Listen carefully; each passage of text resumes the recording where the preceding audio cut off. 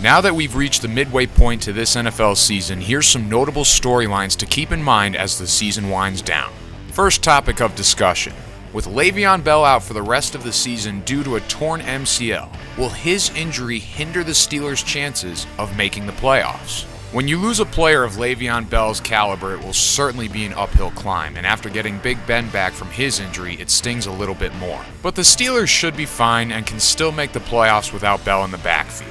DeAngelo Williams ran great when Bell was suspended for the first 2 games of the year. He ran for 204 yards with 3 touchdowns, and when Bell exited the game against Cincinnati, Williams finished with 77 yards.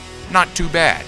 Next, will the Seattle Seahawks come back and win the NFC West over the Cardinals? The Cardinals have been a pleasant surprise in 2015, and the Seahawks slowly but surely are getting their mojo back. The big concern for Seattle this second half is if they can finish in the fourth quarter against elite teams. They could fix this problem by finding the proper balance on offense, giving Marshawn his carries, giving Jimmy Graham his touches. This Seattle offense is too talented to be struggling like this. And that's why the Cardinals have been so successful up to this point. They found that balance on offense. They run the ball with Chris Johnson, who's been an absolute animal this year, and Carson Palmer's been distributing the ball amongst all his receivers. This division could come down to the last day of the season when these two teams go head-to-head in Arizona. Should be fun to watch. Next topic, the NFC East. Who's gonna win it? The Giants currently lead the division, and they have the best quarterback in the division with Eli Manning. The Cowboys are only 1 game back in the loss column behind the Giants, and they're close to getting back to full strength. The Eagles have the easiest schedule, playing 6 teams under 500, and the Redskins have the most division games left to play. So which team has the best shot to win the division? I'm going to take the Giants.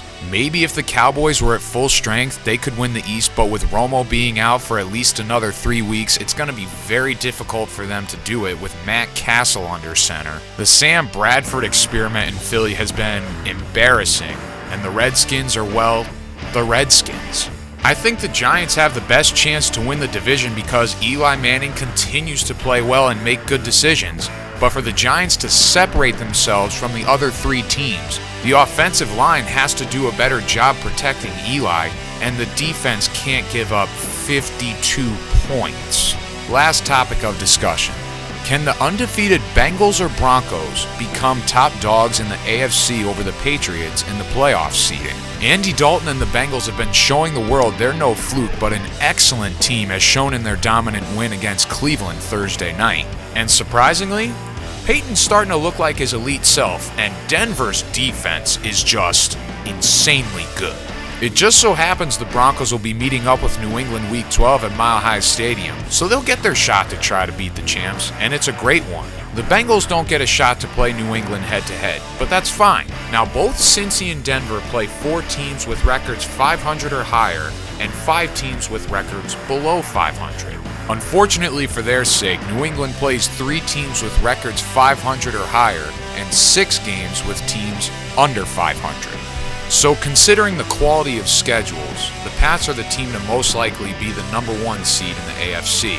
This doesn't mean Denver and Cincinnati can't make some noise and take that number 1 seed. But if you're driving on the road to the Super Bowl and you have to make a pit stop in Foxborough to get there, I wish you the best of luck.